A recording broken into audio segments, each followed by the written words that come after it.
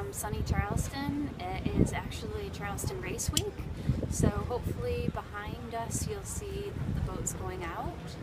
We've got all the committee boats that are lined up on the A dock here, and they're all going out, and there are some of the J70s that are here. I think there's around like 300 boats that participate in this race week, so it is very busy around here. In this video, what we wanted to do is we wanted to cover lessons learned. What are like the 5 biggest lessons we've learned being cruisers, liveaboards for the past 3 years? Yeah. The first lesson learned is that we've learned that it's okay to mess up. It's okay to make mistakes, and in fact, if you expect to make mistakes, it makes your life a lot easier. Yeah. What we've seen is that people have bought boats and made a mistake and then too scared to go out afterwards. You know, they got scared doing docking, they got scared maybe in a storm or something like that, and everyone makes mistakes, and I think it's one of the biggest learning curves is you learn more from making the mistakes than getting it right, because maybe you don't really know why you got it right, you just maybe a bit lucky, and other times you make a mistake and you going, you know, when I first started sailing, I remember trying to back a boat up into Nidri in Greece. I think we backed up about 10 times, and this poor lady kept getting off the boat to take our lines, and then we get back on the boat as we came in. But I didn't care. I got in and made it right at the end. Yeah, and I just think fear of failure is such a massive reason why we don't do things. And I'm the first to admit I'm afraid of pretty much everything. But if you don't kind of expect to fail, and I'm not saying lead yourself up to failing, but if you don't accept that it's going to happen, you might not do anything because you're too afraid. So I just want to say we've messed up a lot. Yep. I mean, most of the time we get things pretty good. Yeah. But we have hit the boat on the side of the dock. We have anchored too close to other boats accidentally. Well, just 2 weeks ago, we kind of ran aground right behind us here in the marina. These things happen, and you can't help it. And yeah, it's embarrassing, and yeah, it hurts your ego. Yeah. But if you don't kind of expect it and say to yourself it's okay, then you might make one mistake and never go out again. Yeah, yeah. You know, expect mistakes to happen and be okay with it. So number 2 for lessons learned that Simon and I discussed this morning of things that we learned looking back over the past 3 years is that I totally did not set myself up for this. Everybody says that things break on a boat. I didn't realize to what extent. And I don't want this to come across as negative, but I think it's real important to realize that whether you buy a new boat or an old boat, things are constantly breaking down. And that doesn't mean they're necessarily expensive or hard to fix, but living on a boat and cruising around, it is something where the lifestyle is about having a constant to-do list or a constant list of things to maintain and another list of things to fix. Yeah, things breaking, it happens all the time. I remember we bought the boat and things would break every day, and I was just getting so down on it. And then eventually someone spoke to me and says, things break every day. You got to fix it. There's two type of people that own boats. There's people that are rich enough to pay people to crew and to get it all fixed and keep fixing it. Or you fix it yourself. Yeah. And at first we paid people a lot of money just to kind of get up to speed, I guess, and we were so overwhelmed. But I think the biggest lesson learned is the fact that if you expect to have a lifestyle where you are fixing things, it makes things easier. We thought, okay, once we fix this, and that, everything will be fine. And as soon, like the other day, I don't know if you watched our video about cleaning the water tank. 10 hours of cleaning, and I'd fixed something before that, and I sat down with a beer in my hand at like 9 o'clock at night, and I thought, oh, thanks. and then Kim switched on a pump. The grey water pump on the forward head, and then all of a sudden I heard splosh, splosh, splosh, and I'm like, oh, that sounds like water is pouring out. And one of the brackets had broke. That was all. You know, a £4 bracket broke. Yeah. $5 bracket broke, and I just started laughing. Yeah. That's what you have to do. You know, Yeah. okay, we can't use that right now. I'll have to order a new bracket. Ordered a new bracket. 2 screws later, it's all fixed. And the reason we're talking about lessons learned is we've come across, you know, quite a few people that are a bit disgruntled or unhappy about the sailing lifestyle, and I think it all comes down to expectation. Of course, there's thousands of people that are super happy too. What we're trying to get across is that if you are going to own a boat, it's really important from a mental perspective to realize you're going to become a fix-it-upper. Like, even if it's a new boat, you are going to have to maintain and service your boat. There's a rolling routine that has to happen, and then, you know, things break, and you just kind of get on with it. Okay, 3, and this is a huge one for Simon. One of the biggest lessons we learned is that you can't set dates and places. Like, you can't tell people that you'll be, you know, in Athens on July 10th. The only way you can let people know exactly where you're going to be is to actually get there first. Yeah, that's true. We've been caught in storms 3 times now, and all 3 of them is because we said we were going to be in a certain area, or we had someone who said they would help us needed to catch a flight from the next place that we were going to. And I looked at this big storm and I thought, well, the projections are it's not going to hit. It's going to be fairly close, but it's not going to hit us. But that was 3 days down the line, and stupidly I said, yeah, let's go for it. He's helped us out, and we got caught in the storm. Luckily, we were all right. We didn't break anything. It was probably one of the worst nights of sailing I've ever done.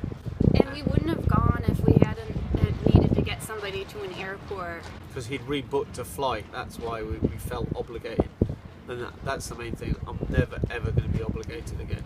Yeah, we told people we would be, like, I remember telling people like 6 months in advance we'd be in Sardinia in June. It was your friend, we were going to be in Kos, and they'd flown out to Kos, and we were still in Athens. So we had to like sail non-stop for like 3 days to get to Kos, and yeah, I wasn't happy about that. Yeah. So, and the other thing is too, a really good example of this is we were heading for Santorini from Kos, which are islands in the Aegean, Greek islands, and it is the Aegean, yeah? Yeah, it wasn't Kos though, but it was another island. Yeah, close to Kos. So it was going to be like 12 to 18 hour sail to Santorini. And this Santorini is the best island in all of, you know, the Greek islands. It's the one where all the postcards come from. So it was on my must-do list. And we started heading there, and the wind was coming from the wrong direction. It was a bumpy ride. It was horrible. And so Simon looked at the map and he said, Kim, if we turn left, we can go to Crete, and we'll be there quite quickly because the conditions are perfect. So we turned to head towards Ias Nicholas, and the wind was on a beam reach, and it was the best 8 hours sail we had. In fact, it was that good a sail that we got in at 8 o'clock, so we were 5 hours ahead of time, which is just incredible sail for us. And for me, it's still been the best sail we've had on this boat. And it happened because we didn't have set dates and places to be. So I think it's real important to have that flexibility. Yeah, you've got to be flexible. So lesson 4 is when problems happen, and this is amazing. Every time it happens, I'm just in awe that it always happens, is that when problems happen, people show up and help out. Yeah. We have had hundreds of problems. Some of them are to do with the boat, some of them have been to do with health issues, all sorts of things. And somehow you talk to people, and one way or another, things work out, and you get help. And Simon and I were just talking about a couple stories, and you mentioned the story about in Sicily. In Sicily, yeah. Well, what happened was there was a massive. We were there wintering in Sicily a couple of years ago, and every morning at 9 o'clock was a radio net for the boaters that were living there, because there were so many of us there, and it was a great atmosphere and everything. And anyone got anything to mention, he goes, yeah, I've got a problem with my engine, it's doing this, that and the other. And he says, if anyone knows how I can help. And King goes, are you going to go and help? I said, yeah, I'll go and have a look, see what I can help. And he was about 100 yards away from where we were. By the time I got off the boat and got there were 6 people in front of me ready to help. It's just like kind of a sailor's way. If somebody has a problem, everybody comes together to help out. And you see that in Mayday situations, even crossing the Atlantic. There was a couple times where people, we got messages from our email communication saying somebody has a problem. Is there a doctor that can, communicate about this? Or it looks like somebody's having boat troubles. I know one boat sank and we had to work on who was going to pick them up. So I think within the sailing community, people, and our boating community, people are always there to help. But what we've also found is locally, in every country we've been to, and there's been quite a few, even local people that don't even speak our language and we don't speak theirs, go to extreme lengths to help us out.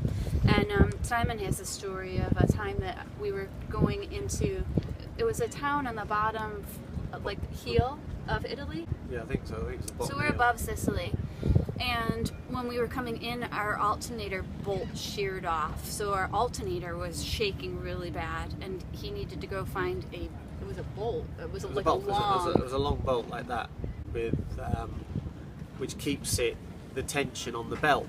And so I went round to all the local places within the marina, and they couldn't help me. And I kept walking out, and I think I walked 2 miles in the end. And suddenly I found this little car workshop, and I went in there. Have you got one of these? And he went, yeah, see, yeah. And he cut me 2, and I went, thank you, and ready to I paid him the money to go. And he goes, you marina? I went, yes. He goes, in the car. So he shuts his shop up on a Saturday morning, gets in the car, drives me 2 miles back to the boat. I went to pay him for the taking me the car. No.